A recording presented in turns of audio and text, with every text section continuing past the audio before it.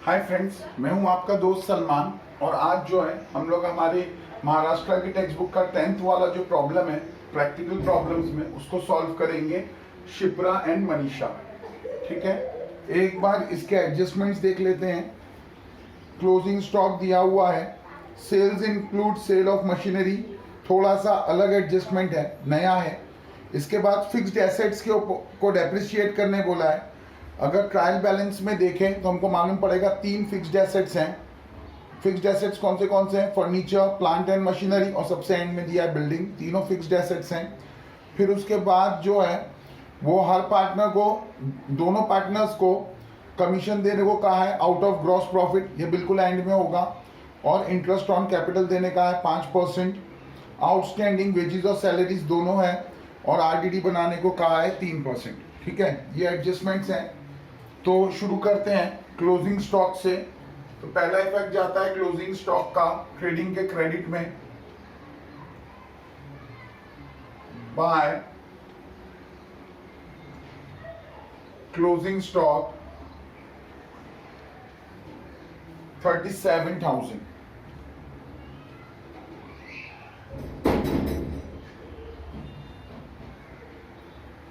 Second effect आएगा इसका closing stock 37,000। Second है सेल्स के ऊपर एडजस्टमेंट है। यहां आ जाएगा बाय सेल्स, इसमें से लेस करेंगे रिटर्न्स।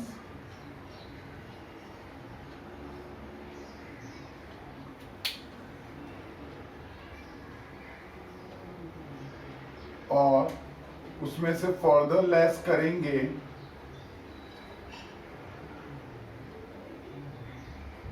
मशीनरी का जो सेल्स हुआ है वो। तो मशीनरी के सेल्स की वैल्यू दी है 2,000। ओके, उससे पहले सेल्स का अमाउंट दिया है 1,20,000। ट्रायल बैलेंस का अमाउंट है तो मैं ब्लू से लिखूंगा। फिर सेल्स रिटर्न का अमाउंट दिया है मिडिल में डेबिट साइड के 500 लेस हो जाएगा 1,19,500 बचेगा। उसमें से फर्दर 2,000 लेस होगा तो 1,17,500 बच जाएगा। सेकेंड इफेक्ट इसका आ जाएगा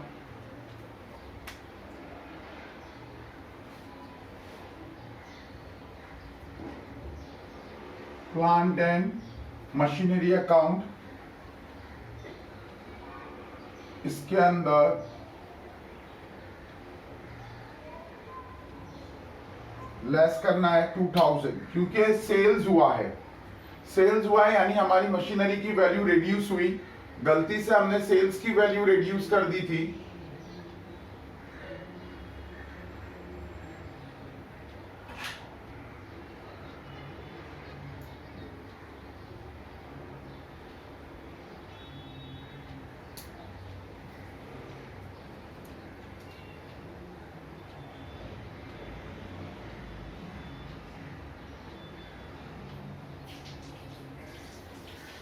तो वो गलती से उसको हमने सेल्स में डाल दिया था, जबकि वो सेल्स नहीं था, वो सेल्स ऑफ मशीनरी था। तो मशीनरी में से, सेल्स में से भी उसको लेस करना पड़ेगा, क्योंकि वो हमारा सेल्स है ही नहीं। तो सेल्स में से लेस कर देंगे। और क्योंकि मशीनरी सेल सोल्ड की है हमने, इसलिए इसको मशीनरी में से भी लेस करेंगे। मशीनरी का अमाउंट है, प्लांट एंड मशीनरी का अमाउंट है 60,000। उसमें से पहले 2,000 लेस कर देंगे,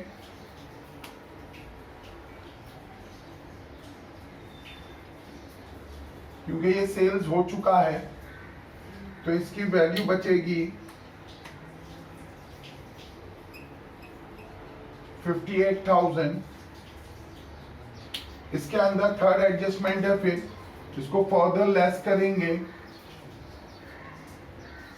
डेप्रिसिएशन एट द रेट 5%, तो 58,000 का 5% होता है 2,900, तो इसकी वैल्यू बचेगी 55,100।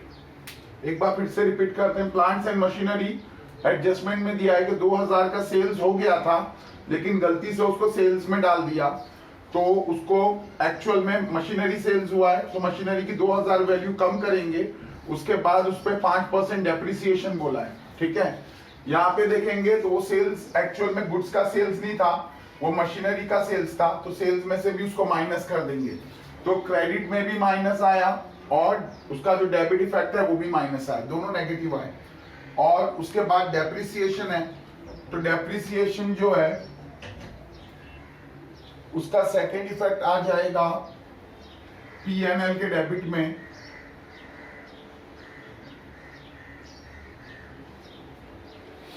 तो डेप्रिसिएशन सबसे पहले है प्लांट एंड मशीनरी पर, उसके बाद है फर्नीचर पर, और आखिर में है बिल्डिंग के ऊपर।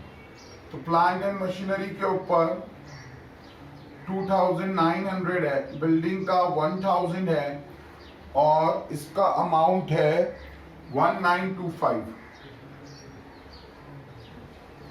कैलकुलेट कर लेते हैं। फर्नीचर का 38,500 दिया है, मल्टीप्लाई बाय 5%, 0 कट, 5 5 25 का 5, 2 कैरी अप, 5 8 40 एंड 2 42 का 2, 4 कैरी अप, 5 3 15 एंड 4 इज 19, तो 1925 फर्नीचर का डेप्रिसिएशन है। तीनों के डेप्रिसिएशन मैंने एक साथ कैलकुलेट कर लिए। अक्सर ये होता है कि हम लोग एक एक करके डालने में भूल जाते हैं, अक्सर डेप्रिसिएशन में ऐसा होता है, इसलिए मैंने तीनों को एक साथ ही ले लिया। अब यहाँ पर इनकी एंट्रीज आराम से हम लोग कर सकते हैं जो इनके इफेक्ट्स हैं। तो पहले फर्नीचर का ले लेते हैं। Furniture account less depreciation at the rate 5%। 5% का अमाउंट है 1925, और डेप्रिसिएशन का अमाउंट है, सॉरी, फर्नीचर का अमाउंट है 38,500। 38,500 में से माइनस करेंगे 2,000, 36,500 और फिर 75, तो 36,575।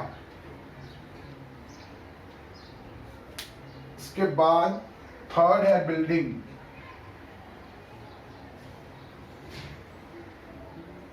बिल्डिंग अकाउंट में से भी लेस करेंगे डेप्रिसिएशन एट द रेट 5%। 1,000 है, ऑलरेडी पीएनएल में हमने इसका इफेक्ट डाला है।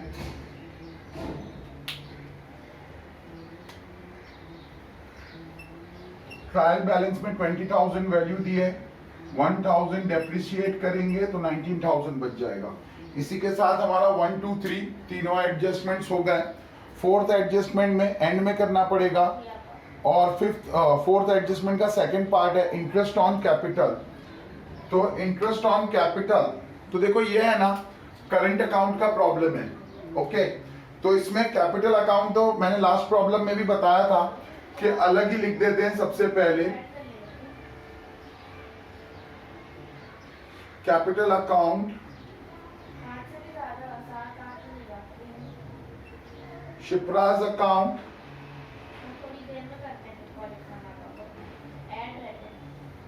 मनीषाज अकाउंट। शिप्रा का अमाउंट दिया है 90,000, जबकि मनीषा का अमाउंट दिया है 30,000, दोनों का टोटल हो गया 1,20,000। अब 5% इंटरेस्ट ऑन कैपिटल का है। 5% इंटरेस्ट ऑन कैपिटल का मतलब होता है सिर्फ इस अमाउंट पे, इसका करंट के अकाउंट से कोई लेना देना नहीं है। ठीक है, करंट का भी अमाउंट ले लेते हैं। By balance brought down 5,000 and 3,000, तो इसी में ले लेंगे बाय इंटरेस्ट ऑन कैपिटल, सो 90,000 का 5%, मतलब 4,500 और 30,000 का 5% मतलब 1,500। आप लोग इसको कैलकुलेट कर सकते हैं, एडजस्टमेंट है, ग्रीन से लिख देता हूं, ठीक है।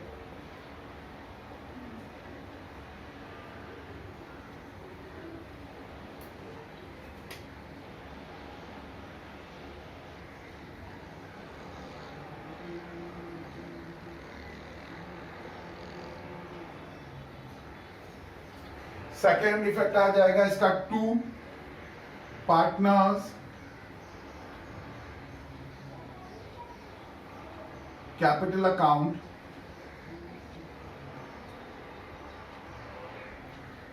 शिप्राज अकाउंट, और दूसरा है मनीषाज अकाउंट। शिप्रा का अमाउंट है 4,500 जबकि मनीषा का 1,500, टोटल हो गया 6,000। इसका टोटल था 6,025, सॉरी इसका टोटल था 5,825, ठीक है। ये भी एडजस्टमेंट हो गया, आधा हुआ है, आधा बाद में करेंगे क्योंकि ग्रॉस प्रॉफिट का मिलना उसके लिए जरूरी है। दूसरा है आउटस्टैंडिंग वेजेस, सो 2 wages account, add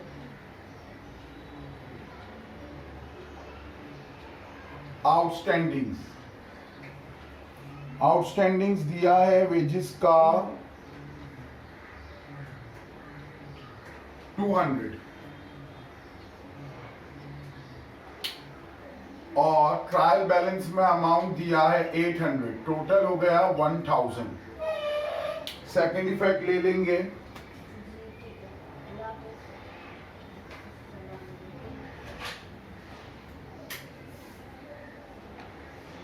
आउटस्टैंडिंग्स में वेजेस है, सैलरीज है, वेजेस 200 है, सैलरीज 500 है, टोटल हो गया 700, ठीक है। दोनों इफेक्ट फिर से साथ में ले लिए मैंने, दो चीजों पे आउटस्टैंडिंग है। सैलरीज का इफेक्ट यहां आ जाएगा 2 सैलरीज अकाउंट,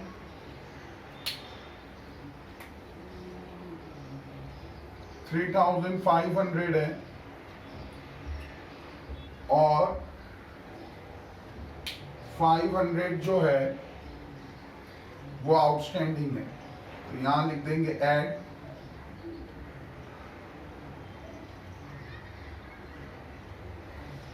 आउटस्टैंडिंग्स, ठीक है। तो ये फिफ्थ वाला एडजस्टमेंट भी हो गया।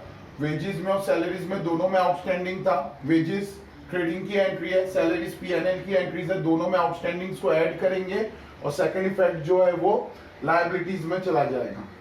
इसके बाद लास्ट एडजस्टमेंट बचा है डेटर्स का। डेटर्स की वैल्यू है 28,000।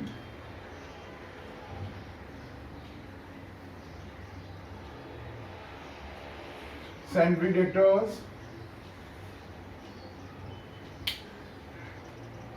की वैल्यू है 28,000। 28,000 के ऊपर 3% निकालने को बोला है, तो वो हो जाएगा 840। तो ये अमाउंट बचेगा 27,160।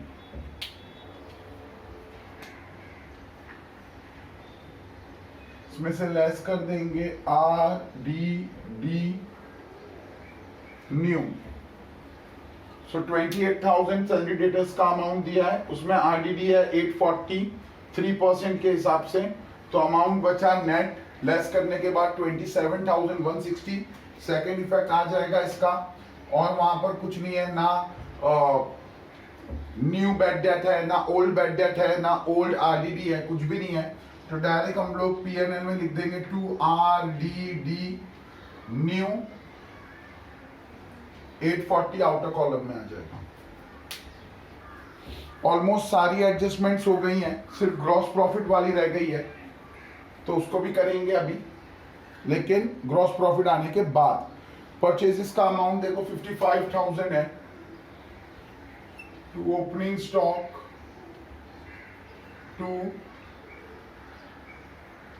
Purchases less returns. 55,000 परचेजेस का अमाउंट है और रिटर्न्स का अमाउंट 1,000 है, तो ये टोटल हो गया 54,000। इसके बाद सेंड्री डेटर्स हो गया, purchase furniture machinery, wages, salaries, discount. Discount debit में दिया हुआ है 800, तो P&L के भी डेबिट में आएगा। To discount 800। फिर इसके बाद दिया है बिल्स रिसीवेबल 14,400, असेट है बिल्स रिसीवेबल।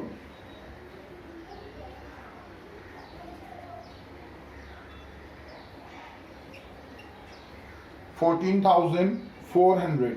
फिर कैरेज आउटवर्ड भी P&L का एक्सपेंस है। कैरेज इनवर्ड ट्रेडिंग होता है, कैरेज आउटवर्ड P&L होता है। To carriage outward 1,000।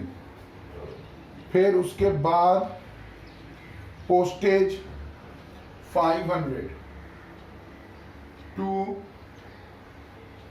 Postage 500। Sales return already ले लिया है हमने। फिर अगला cash in hand, cash at bank 4,000 47,000।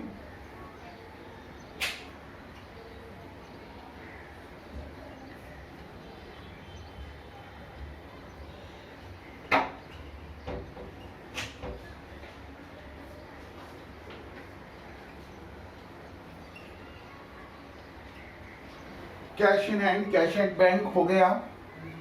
फिर इसके बाद इंश्योरेंस है 2,000, तो P&L की एंट्री है टू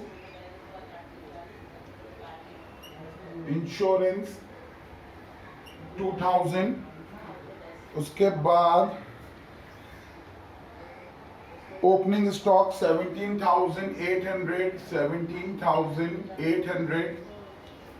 फिर उसके बाद ट्रेड एक्सपेंसेस 1,500, तो ये भी P&L का एक्सपेंस है। To trade expense 1,500। Warehouse expense 2,500। To warehouse rent 2,500। उसके बाद है एडवर्टीजमेंट 1,000, ये भी P&L एक्सपेंस है। टू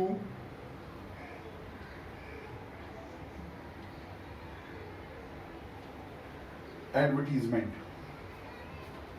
ये सारे हो गए। क्रेडिट के अंदर सेल्स हो गया, रेंट दिया हुआ है, रेंट इनकम है, तो उसको क्रेडिट साइड पे लिखेंगे बाय रेंट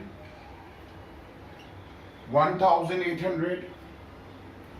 फिर उसके बाद सैलरी क्रेडिटर्स 38,500।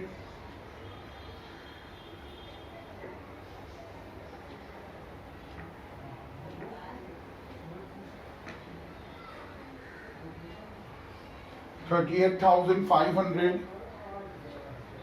फिर परचेज रिटर्न हो गया, डिस्काउंट अगेन इनकम है 500 बाय डिस्काउंट 500।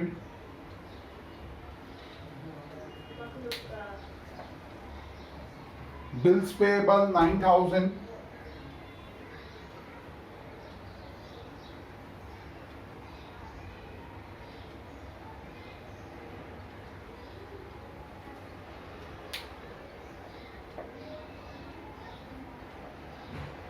बाकी कैपिटल और कलर दोनों हो चुका है। तो सारे हो गए। अब जो है इसका टोटल करेंगे, ग्रॉस प्रॉफिट मिलेगा और to gross profit carried down total करेंगे तो ये हो जाएगा 500, 7 7 14 4 1 कैरी अप 12 and 3 is 15 154। तो 154 हैवी है दोनों में से, तो 154 ये दोनों 8 and 4 is 12, sorry 800, 800 and 700 is 1500, 5 1 carry up 17 and 1 18, 18 and 54 is 72 and 1 73, 73 and 81 is 154। सो यहाँ पर हमको मिल गया by gross profit brought down 81,700। अब हम लोग एक एडजस्टमेंट हमारा पहले से बाकी था, एडजस्टमेंट है तो ग्रीन पेन से लिख देता हूं। 1% ईच पार्टनर को देना था, means to partners current account. एक है शिप्राज अकाउंट, दूसरा है मनीषाज अकाउंट। दोनों को इक्वली मिलेगा 817। ये अमाउंट हो जाएगा 1634। ओके, इसका सेकेंड इफेक्ट चला जाएगा करंट अकाउंट में बाय P&L अकाउंट। कितना अमाउंट मिला? 817। P&L के बाजू में अगर जगह है तो लिख सकते हैं हम लोग कमीशन। ठीक है, ये हो गया ये वाला इफेक्ट। अब पूरा हो चुका है प्रॉब्लम। अब इसको टैली करेंगे 81, 82, 83, 84। टोटल हो गया 84। यहां पर भी ले लेंगे टोटल 84। और ये कितना हो रहा है 25 and 40 65 and 34 99 और 100। तो 0 0 1 carry up. So 8 and 1 is 9, 9 and 16 is 25, 30, 35, 40, 46, 46 and 4 is 50, 0, 5 carry up, 10, 10 and 6 is 16 and 4 20 and 1 21 and 3 24 and 3 27 and 1 28. So 56 and 28 is 84। फिर से काउंट कर लेते हैं 0 0 1 carry up 8 and 1 9 9 and 16 25 30 35 40 46 and 5 50 0 5 carry up 5 5 10 10 and 10 20 21 22 23 24 25 26 27 28 28 and 6 34 का 4 3 carry up 3 and 5 is 8। सो ये हो गया इनका प्रॉफिट। इसको हम लोग ट्रांसफर कर देंगे टू पार्टनर्स करंट अकाउंट। जगह नहीं है तो यहां पर डिस्ट्रीब्यूट नहीं करते हैं, इसको डायरेक्ट यहां ट्रांसफर कर देंगे बाय P&L अकाउंट। चाहिए तो ब्रैकेट में लिख दो नेट प्रॉफिट। 3:1 का रेशियो है, क्योंकि वहां पर रेशियो में बोला है कि एज पर कैपिटल ले लो, तो कैपिटल 90,000 और 30,000 है। दैट मीन्स 3:1 होता है। 30,000 3 90,000 होता है। ठीक है, तो 3:1 का रेशियो है। इसको रेशियो के हिसाब से डिवाइड करेंगे तो 42,301 42,301 इसका हो जाएगा और 14,100 इसका हो जाएगा। ठीक है, अब टोटल कर देंगे तो 17, 14 का 4 1 कैरियर, 4 5 9 का 9 1 कैरियर एंड सॉरी कैरियर तो है 9 और 1 का 1 19,417। उसी तरीके से 8 and 5 13, 16 का 6 618। This amount is 618. One carry up 10, 10 and 42.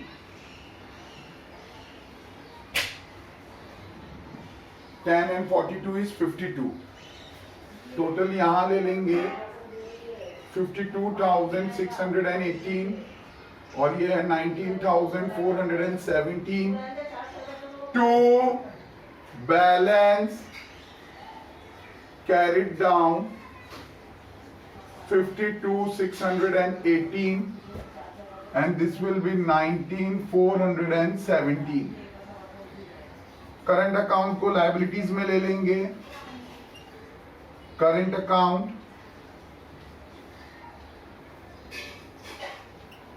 Shipra's account, Manisha's account. Shipra का है 52,618, मनीषा का है 19,417। 18 and 17 is 35, 6 and 4 is 0, 1 carry up, 12 का 2 again 1 carry up and 7, 72,035।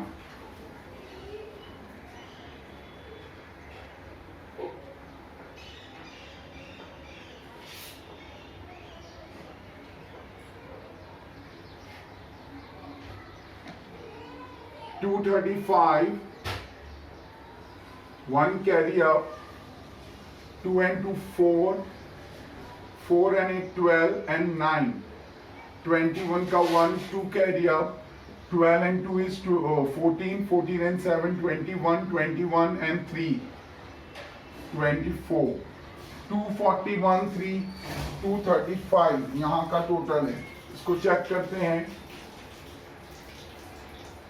75 and 60 is 35, 135 का 35, 1 carry up, 1 and 1 2, 2 and 5 7, 7 1 8 12, 12 का 2, 1 carry up, 37 and 1 38, 38 and 55, 93, 93 and 36, 7 29, 129, 148, 148 and 27, 175, 189, 193 and 47। एक कम हो गया, 241 चाहिए। एक बार फिर से चेक करते हैं। 75 and 60 is 135, 35 1 carry up, 1 and 1 2, 2 and 5 is 7, 7 1 8, 8 and 4 12, 12 का 2 1 carry up, 7 and 1 8, 8 and 11 19, 19 and 9 28, 28 and 11 39, 39 and 11 50,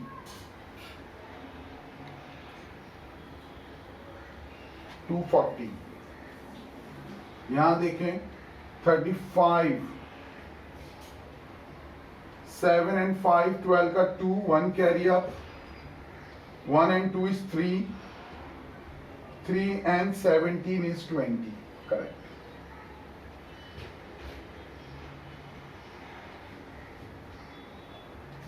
$240, $235,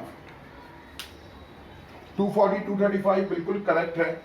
ठीक है, तो ये हो गया हमारा 10th वाला प्रॉब्लम। ये इसका लास्ट डिफिकल्ट प्रॉब्लम था।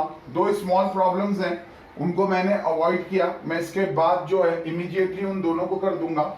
ठीक है, तो यहाँ पर अगर आपको कोई डाउट है आप कमेंट कर सकते हो, लाइक कर सकते हो, वीडियो को डिसलाइक कर सकते हो। और अगर आपको हमारा वीडियोस बार बार चाहिए या हम यहाँ पर पूरा पोर्शन कवर करने वाले, अगर आप चाहते हो कि आपको सारे सॉल्यूशंस मिले पूरी टेक्स्ट बुक के, तो आप इसको सब्सक्राइब कर सकते हो। ठीक है, तो आज के लिए इतना ही। चलो, थैंक्स, बाय।